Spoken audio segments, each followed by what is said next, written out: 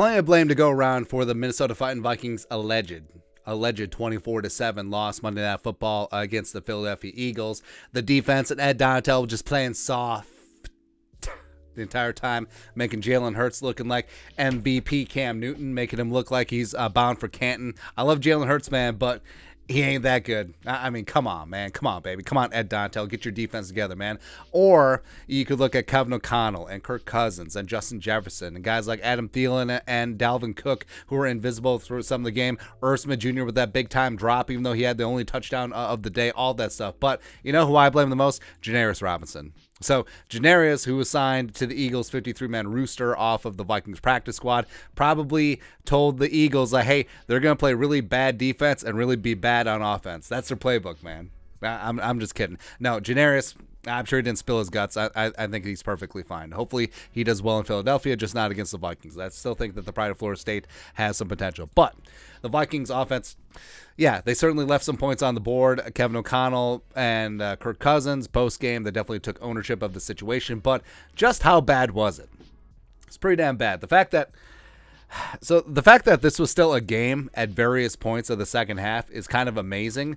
But the Vikings kept shooting themselves in the foot. And the fact that Greg Joseph attempted as many field goals on Monday night as you and I nailed it. It's just embarrassing, man. Greg the Leg, one of the best kickers in the National Football League right now. And the fact that the Vikings just squandered opportunities and maybe they felt like they needed chunk plays and they had to take risks to try and get a touchdown as opposed to just getting on the board. Just instead of trying to just desperately trying to make it 24-14, just make it 24-10. Get the ball back and then see where it goes. But now it didn't quite work out. But we want to walk through. So you had 4 punts in the first half, which is obviously not great. You had 1 touchdown, nice 9-play, 75-yard drive, capping it off for the very short touchdown pass to Irv Smith Jr. Love to see that. But then Irv giveth and then Irv taketh. So the fact that on second down on the 5th drive of the game, the Vikings were moving the football and then Irv dropped what would have been a 63-yard touchdown completely wide open up the sideline, and that would have changed things, man. Mama, I can change him.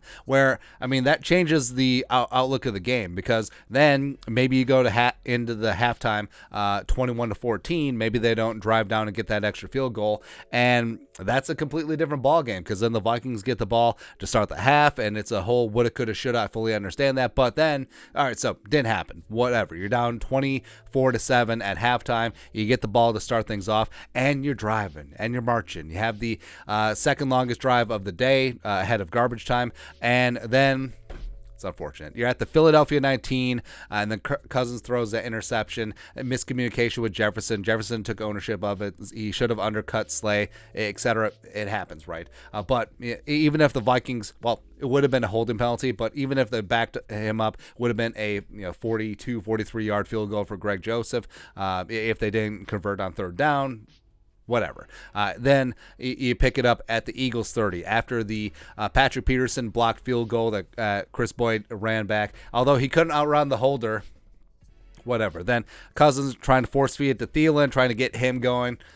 So throwing an interception there. That one is probably the ugliest one. Well, that one was ugly.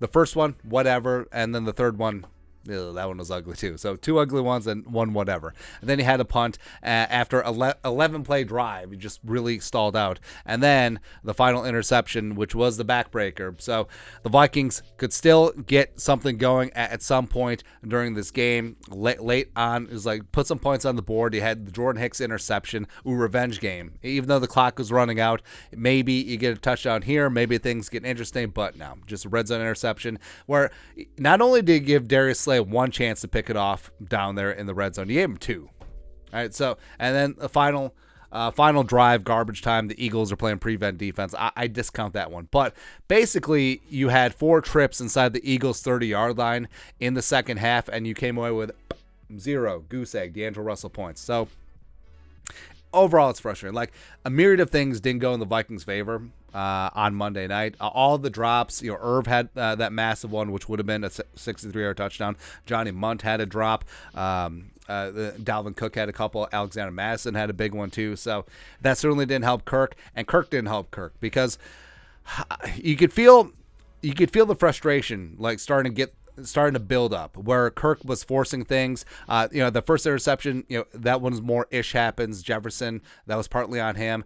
Then the Thielen, and then the second Jefferson interception. That's where Cousins was strictly forcing things, right? So it was just a perfect storm of a bunch of things that came together, a confluence. Like Kevin O'Connell got away from his game plan, mainly because it felt like his scripted plays, which were gangbusters against Green Bay, they definitely stalled out early on against the Eagles. 2 3-and-outs right away. He did have that nice 75-yard touchdown drive, putting some points on the board for a change, which is nice. But I don't know. It just felt like Kevin O'Connell did get out coached by Jonathan Gannon on the other side for the Eagles. Respect. And he admitted as such. Like, the Eagles had a great game plan. They executed it. And the Vikings just executed themselves, because you can't have this many trips into the red zone and inside the 30 and come away with 0 points. You could, and because this whole woulda, coulda, shoulda thing, but just come away. So if Irv didn't drop that one, yes, and then just come away with a field goal with all those drives and interceptions in the second half, and guess what? It's a whole other ball game. But this is Tuesday morning quarterback. This is hindsight being 2020. This is the whole woulda, coulda, shoulda thing. But either way, the fact that the Vikings were thoroughly dominated by the Eagles, and yet still had breath in their lungs. They still had life. It makes you hopeful for the rest of the way, because it's one thing just to get your teeth kicked in where you had 0 chance, but a lot of the Vikings' mistakes were self-inflicted, and these are things that you can get uneffed. These are things that you can fix for Week 3 for Detroit. These are things that you can learn on for the rest of the season. These are things where, hey, you got to stay humble, because we can beat ourselves, as we showed Week 2 in Philly. So this could be a positive going through the rest of the season, but yeah, let's just not see this anymore. This is no bueno, man. But your thoughts are thoughts. Vikings may have left a couple of points on the board in Philly on Monday night. Let us know your thoughts and our thoughts in the comment section below. Subscribe for daily Vikings takes. We'll support the work. Put a little something in the Venmo. But until next time, Skol, production value.